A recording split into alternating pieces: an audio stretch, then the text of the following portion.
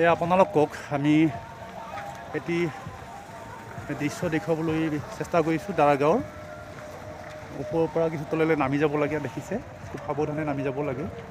আৰু চাৰিওফালে পাহাৰ আৰু পাহাৰ আৰু পাহাৰ, আৰু এই পাহাৰৰ যি সংগমথলী, সেই সংগমথলীত বনভোজৰ এক সুন্দৰ পৰিৱেশ, এক নান্দনিক পৰিৱেশৰ মাজত, প্ৰকৃতিৰ মাজত নিৰলে নিজানে এটি পল পাৰ কৰাৰ হেঁপাহ সকলোৰে। আৰু এনেকুৱা পৰিৱেশত সঁচাই অন্তৰৰ যিখিনি দুখ যাতনা কিছু পৰিমাণে হ'লেও লাঘৱ হয়। গতিকে এনেকুৱা পৰিৱেশত আপোনালোকে আহি নিশ্চয় বেয়া নাপাব, সকলোৱে আহক।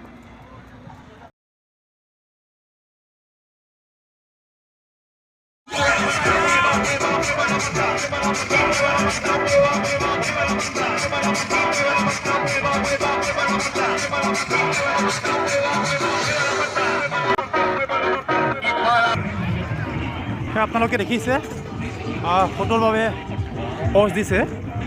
তেওঁলোকে হয়তো বহু দূৰণিৰ পৰা আহিছে প্ৰকৃতিৰ মাজত নিৰলে এখন্তে কটোৱাৰ কাৰণে, আৰু সেই স্মৃতি ধৰি ৰাখিবলৈ তেওঁলোকে ইতিমধ্যে কেমেৰাসমূহত প'জ দিছে।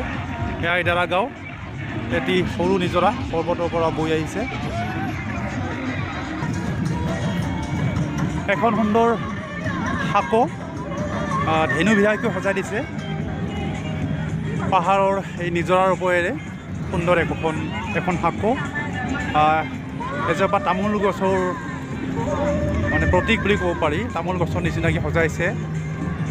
আৰু সেই সাঁকোখন ইতিমধ্যে পৰ্যটকৰ বাবে আকৰ্ষণ হৈ পৰিছে।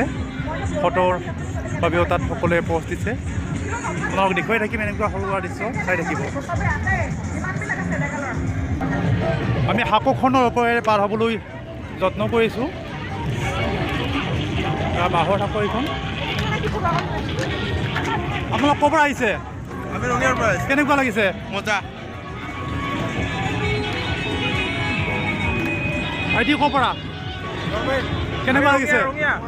ৰঙিয়াৰ পৰা আহিছে। কিবা ক'ব নেকি? বহুত মানে ভাল, ধুনীয়া জেগা, আহি কিনে বঢ়িয়া লাগিছে। Thank you. এয়া মই আচলতে এখনি প্ৰখ্যাত ঠাই, ভাৰত ভূটান সীমান্তৰ দাৰাগাঁও, যিডোখৰ ঠাই ইতিমধ্যে পৰ্যটকৰ আকৰ্ষণৰ কেন্দ্ৰবিন্দু হৈ পৰিছে। বিভিন্ন অঞ্চলৰ পৰা ইয়াত গ্ৰীষ্মকালি, শীতকালি গোটেইকেইটা ঋতুতে ইয়াত পৰ্যটকৰ ভিৰ হয়। এইটো বিশেষত্ব, কিন্তু এনে পৰ্যটনথলীত সকলো ঋতুত নাথাকে। ইয়াত কিন্তু গ্ৰীষ্ম শীত সকলো সময়তে মানুহ থাকে। ভাগৰ লাগিছে, পাহাৰৰ তলৰ পৰা দৌৰি আহিছোঁ কেইগৰাকীমান বিশিষ্ট ব্যক্তিক লগ কৰাৰ কাৰণে, সেইকাৰণে কিছু নাৰ্ভাছো হৈছোঁ। এয়া দিবাজু বড়ো সাংবাদিক, এখেত নীৰেণ শৰ্মা প্ৰখ্যাত সাংবাদিক, এখেত দিলীপ বড়ো। প্ৰথমতে মই দিলীপ বড়োৰ তাৰ পৰা এই ঠাইডোখৰ সম্পৰ্কে কিছু জানিব বিচাৰিছোঁ। এই ঠাইডোখৰ ভাৰত ভূটান সীমান্তৰ যে একদম মানে পাৰত এখতে সীমান্তত অৱস্থিত, বাক্সা জিলাৰ এই দাৰাগাঁৱত অৱস্থিত। আৰু এই মনোমোহা দৃশ্য, কাৰণ ইয়াত যি পানীৰ সুবিধা, দিৰিং নদী যি ভাৰত ভূটান সীমান্তৰ পৰা বৈ আহিছে, পাহাৰৰ পৰা বৈ আহিছে, তাৰ বিখ্যাত এইখন ঠাই। হয়, ইয়াত কিবা মাৰপিট হয় নেকি? নাই, কেতিয়াবা মাৰপিট নহয়। ইয়াতে NGO আছে আৰু স্থানীয় যি গাঁওবাসীৰ সহযোগত সিহঁতে এই যি বনভোজকাৰী পৰিৱেশ ধুনীয়াকৈ ৰাখে। আৰু কাষতে SSB এটা কেম্পো আছে, SSBৰ। হয়, আপোনালোকক মই কৈছিলোঁ অলপ আগতে, কাষতে সেয়া SSB কেম্প আছে, মই আগৰ ভিডিঅ'টোত কৈছিলোঁৱে। গতিকে ইয়াত কোনো সন্দেহ নাই। আৰু বিখ্যাত সাংবাদিক এখেতসকল বাক্সা জিলাৰ, তেখেতসকলে ইতিমধ্যে কৈছে। এয়া নীৰেণ শৰ্মা আৰু কিছু কথা ক'ব। নমস্কাৰ। এইখন দাৰাগাঁও, ঠাইখনৰ নাম দাৰাগাঁও। ইয়াতে বাক্সা জিলাৰ ভাৰত ভূটান সীমান্তৱৰ্তী।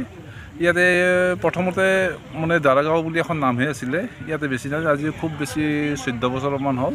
14 বছৰমানৰ পৰা এখন পিকনিক স্থলী হিচাপে ইয়াতে চিহ্নিত কৰিছে। আৰু ইয়াতে এটা NGO আছে, আমি বৰ্তমান NGO আছোঁ। ইয়াতে মানাছ দাৰাগাঁও NGO বুলি কয়। এই NGOটো গোটেই কামখিনি মানে চোৱা চিতা কৰি আছে। আৰু ইয়াতে ওচৰতে যাতে কোনো অপ্ৰীতিকৰ ঘটনা যাতে নঘটে, তাৰ কাৰণে এটা মানে SSB কেম্প আছে। গতিকে ইয়াত কোনো পধ্যে ইয়াতে ভয় নাই। আজি যোৱা 14 বছৰ ধৰি ইয়াতে পিকনিক স্থলী হিচাপে মানে ইয়াতে চিহ্নিত হৈ আছে।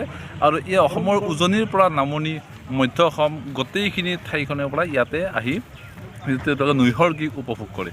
এতিয়া প্ৰকৃতিৰ ইয়াত নৈসৰ্গিক মানে পাৰিপাৰ্শ্বিকতা ইয়াতে খুবেই ভাল, ইয়াতে কোনো ধৰণে প্ৰদূষণ নহয়, গতিকে ইয়াতে আহিলে এটা বেলেগ এটা মানে অনুভৱ কৰে, এটা মাদকতা লাভ কৰিব পাৰে। হয়, ইৰাণ শৰ্মাই আপোনালোকক ইতিমধ্যে ক'লে খুব সুন্দৰ ঠাই, ভয় কৰিব নালাগে, খুব সুন্দৰ ঠাই, সকলোৱে আহক। এখেত দিবাজু বৰা সংবাদকৰ্মী, প্ৰতিভাৱান সংবাদকৰ্মী।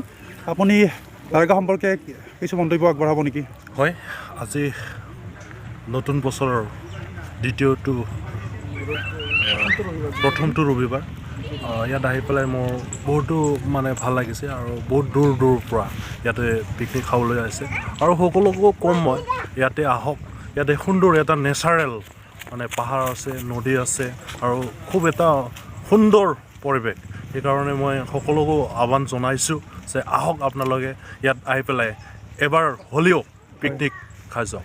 ধন্যবাদ আপোনালোকক। হেপী নিউ ইয়াৰ, ভাল হওক।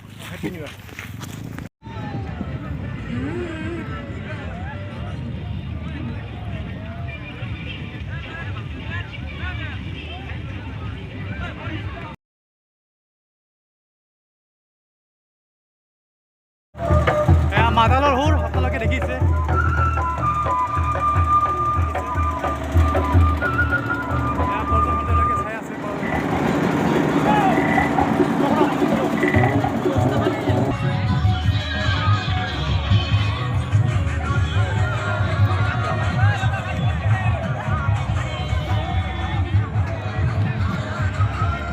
দাৰগাঁও আপোনালোকে দেখিছে, এটি সৰু পৰিয়াল খুব সুন্দৰভাৱে তেওঁলোকে সাজু কৰিছে আৰু এখেত আছে, এখেতে আপোনালোকক দাৰগাঁও সম্পৰ্কে কিছু কথা ক'ব।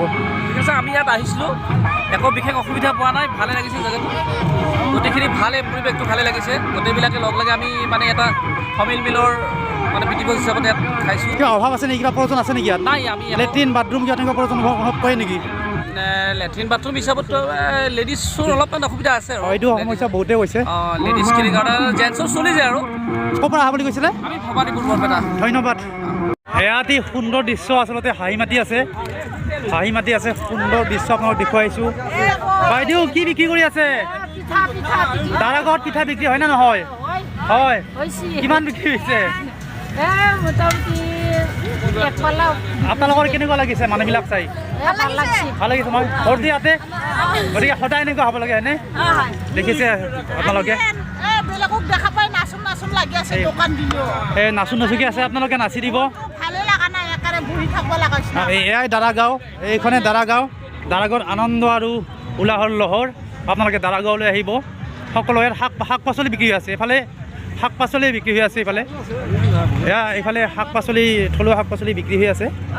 আপোনালোকে দাৰগাঁৱত কেৱল সৌন্দৰ্যই নহয়, আচলতে অৰ্থনৈতিক এখন ক্ষেত্ৰ গঢ়ি উঠিছে সৰু সুৰা। বাইদেউ বিক্ৰী হৈ আছে নহয়? এই মানুহবিলাক দেখি কেনেকুৱা লাগিছে? ভালনে বেয়া? মানুহবিলাক সকলোকে ভাল বুলি কৈছে আৰু ভাল মনৰ মানুহে সদায় ভালেই দেখে, যিবিলাকৰ মন ভাল সকলোকে ভাল দেখে। এয়াই দাৰগাঁও আৰু দাৰগাঁৱলৈ সকলোৱে আহক। দাৰগাঁৱত কোনো সন্দেহ নাই, ইতিমধ্যে ভালেকেইগৰাকীমান NGO কৰ্মী আৰু সাংবাদিক বন্ধুৱেও মন্তব্য আগবঢ়াইছে। ইয়াত কিবা খেলি মেলি হ'লে NGO ল'ৰা আছে আৰু চৌপাশৰ যিখিনি ৰাইজ বাসিন্দা তেওঁলোকেই সমগ্ৰ পৰিৱেশটো কণ্ট্ৰল কৰে শান্তিপূৰ্ণভাৱে, সেয়া কৈছে। তাৰোপৰি বিশেষ সময়ৰ ক্ষেত্ৰত ইয়াত সহায় কৰিবলৈ লগ লাগি আছে SSB ক্ষেত্ৰ আৰু সেয়াই দাৰগাঁও, ভাৰত ভূটান সীমান্তৰ এখনি প্ৰখ্যাত দাৰগাঁও, য'ত গ্ৰীষ্মকালত পৰ্যটন ক্ষেত্ৰ হৈ উঠে গা ধোৱাৰ বাবে। সকলোৱে গা ধুবলৈ ইয়াত শিলডল ভাঙি আহে, ভৰি দিবলৈ ঠাই নোহোৱা হয় আৰু শীতকালত সেয়া দেখিছে, ক'বলৈ নাই। ধন্যবাদ, নমস্কাৰ। চাই থাকিব দি পিপুলছ টাইম অসম।